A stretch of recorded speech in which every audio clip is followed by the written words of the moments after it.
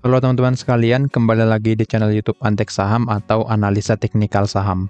Pada video kali ini saya akan membagikan analisa 5 saham, yaitu saham BRIS, MMN, Brandberry PT, dan PTRO untuk minggu depan tanggal 25 sampai 29 November 2024. Nah, sekarang kita langsung ke analisa saja ya. Jika ada pertanyaan seputar premium, boleh langsung ditanyakan ke admin melalui WA 0858 1084 8955 atau melalui link yang ada di deskripsi. Oke, langsung saja ke analisanya. Kita mulai dari saham BRIS. Untuk BRIS boleh kita lihat di sini. BRIS sempat break ya area demand-nya 2790 sampai 2880, tapi di hari Jumat berhasil naik lagi di atas area demand ini, dan boleh kita lihat dia naik sampai hampir 10% di hari Jumat, yang menandakan ada volume yang cukup besar yang terjadi di hari BRIS di hari Jumat ya. Jadi dengan ini BRIS masih sangat valid untuk bergerak naik sebenarnya, karena dia membuat suatu candle yang cukup besar di hari Jumat yang mendominasi candle satu minggu terakhir ini. Jadi BRIS area demand-nya masih sangat valid di 2790 sampai 2880. Jadi secara teknikal masih ada potensi untuk bergerak naik ke area resisten 3030 sampai 3060. Nah, sekarang jika kita lihat dari broker summary-nya, terlihat ya hari ini ada volume yang cukup besar. Kita cek di hari Jumat tanggal 22 ada akumulasi yang cukup besar dari AK, BB, dan DR. Jadi dengan ini, BRIS potensi lanjut bergerak naik di minggu depan. Nah, biasanya akan ada koreksi sedikit ya. Jika ada candle besar seperti ini, dia akan koreksi dulu. Misal satu candle dulu, misal satu hari dia koreksi, lalu di besoknya akan bergerak naik. Jadi untuk BRIS, ada potensi dia akan turun dulu ke area demand, lalu bergerak naik ke area resisten kita di 3030 sampai 3060. Jadi untuk BRIS, pantau saja area demand kita di sini 2790 sampai 2880. Jika bisa bertahan di atas area demand ini, maka BRIS akan lebih dominan untuk bergerak naik. Dari sini saya ralat dulu ya untuk area demand-nya, saya kebawahin di sini. Terus ini saya bawain ke sini, oke. Kita ganti dulu ya. 2780 sampai 2870. Oke, angkanya hampir mirip ya. 2780 sampai 2870. Jadi untuk BRIS selama bisa bertahan di atas area demand ini, maka ada potensi BRIS akan lanjut bergerak naik ke resisten 3030 sampai 3060. Dan juga volume hari ini sangat besar ya. Candle naik di 9%, diikuti dengan volume yang cukup besar sampai 50 miliar. Jadi untuk BRIS potensi lanjut bergerak naik di minggu depan sampai ke resisten 3030 sampai 3060. Untuk lanjut bergerak naik, dia harus bisa breakout dulu resisten ini. Jika bisa di breakout, maka dia akan lanjut bergerak naik ke resisten 3200. Target yang paling mungkin dicapai di 3200 ya, karena memang area resisten ini cukup kuat. Disempat status dulu di sini, lalu lanjut bergerak turun. Jadi view saya untuk BRIS di minggu depan akan lebih cenderung untuk bergerak naik, yang dimana juga IHSG sudah mulai rebound ya, atau menandakan rejection. Jadi potensi BRIS di hari atau di minggu depan akan hijau atau bergerak naik ke resisten 3030 sampai 3200. Lanjut ke saham yang kedua, ada Brand. Dari sini belum ada trading plan ya. Kalau mau, boleh saja kita buatkan trading plan-nya. Ini ya, buy di area demand, stop loss di bawah dari low-nya ya, low yang ada di hari Kamis. Lalu target di resisten 3060. Nah, dengan ini kita akan mendapatkan risk reward ratio 1:1. Potensi profit and loss di 7,33%. Jadi untuk BRIS sangat menarik, asalkan kita beli di area demand, dan kita menunggu dulu, bersabar menunggu dia memasuki area demand, lalu kita beli dengan target di resisten 3060. Jadi jika ingin entry pada BRIS, tunggu saja di area demand, lalu boleh dicicil di area demand-nya dengan target di 3060 dan stop loss di 2640. Tapi saran saya jangan masuk terlalu banyak ya, karena memang untuk sekarang belum terlalu bagus untuk entry karena tidak ada konfirmasi lanjutan yang ada pada BRIS. Misalnya chart pattern atau yang lainnya. Jadi untuk BRIS boleh masuk dikit dulu jika nanti memasuki area demand-nya. Lanjut ke saham yang kedua, ada MMN ya. Aman Mineral Internasional. Boleh kita lihat di sini untuk Aman.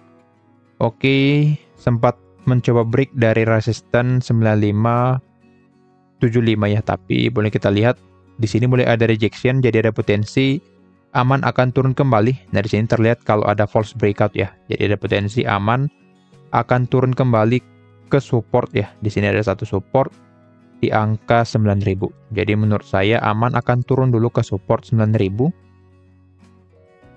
Lalu setelah mencapai support ini, dia akan naik kembali ke resistennya di 9575. Jadi pergerakannya akan lebih cenderung untuk bergerak naik turun di area ini. Perhatikan saja area support 9.000 sampai 9575. Jika di sini kita cek dulu untuk broker summary-nya. Masih sama, ada akumulasi dari CC, dan yang buang ada BK, TP, dan RX. 1 minggu terakhir kita cek. Masih sama, volume dari CC sangat besar ya di sini. Dan volume buangan dari AK dan BK masih sama saja, tidak terlalu besar atau tidak terlalu mencolok, tapi volume dari CC ini sangat besar ya. Dari sini terlihat sepertinya ada crossing-crossing bareng ya. Jadi saya tidak terlalu suka melihat broker summary-nya pada aman. Saya selalu melihat dari teknikal ya, untuk khusus pada saham aman. Dan di sini terlihat di area resisten aman menandakan rejection. Jadi ada potensi aman akan lanjut bergerak turun ke supportnya di 9.000 dulu. Jika break dan support, maka dia akan turun kembali ke area demand di angka 8350 sampai 8625. Jadi boleh pantau dua area ya. Yang pertama resisten 9575, lalu support di 9.000 ya di sini. Jadi boleh perhatikan angka-angka yang sudah saya gambarkan di chart atau di layar teman-teman masing-masing. Jadi view saya pada aman akan turun dulu ke support 9.000, lalu setelah mencapai support bisa bergerak naik, atau jika support di breakdown maka dia akan lanjut bergerak turun ke demand 8350 sampai 8625. Oke, jadi view-nya seperti itu. Untuk valid bergerak naik maka dia harus break dulu ya angka 10.000 ini. Selama belum break resisten 10.000 maka pergerakan aman akan lebih cenderung untuk bergerak turun. Tapi jika bisa break resisten ini ya, resisten valid naik, saya buatkan saja. Jika dia bisa break resisten 10.000 maka dia akan lanjut bergerak naik ke 10.500, kemudian ke angka 10.925. Jadi boleh pantau juga angka 10.000. Jika bisa di breakout maka menjadi konfirmasi aman akan mulai lanjut bergerak naik. Selama di bawah 10.000 maka pergerakannya akan lebih cenderung untuk bergerak turun. Oke. Untuk trading plan masih kita gunakan di minggu yang lalu ya, yaitu buy di area demand. Dan memang belum hit area trading plan kita, jadi masih wait and see di area pembelian kita atau di area demand-nya. Lanjut ke saham yang ketiga, ada Brand. Oke, untuk Brand sudah masuk ke area demand-nya. Dan boleh kita lihat di area demand mulai ada rejection di hari Jumat.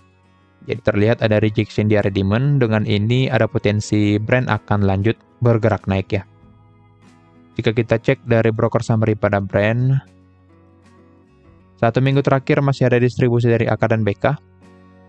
2 minggu terakhir terlihat DX Akum ya, DX Akum, XL jualan, data hari Jumat tanggal 22. Oke, ada akumulasi dari ZP. Jadi di sini ZP mulai Akum dengan volume memang tidak terlalu besar, dan AK dan BK masih konsisten jualannya di Brand.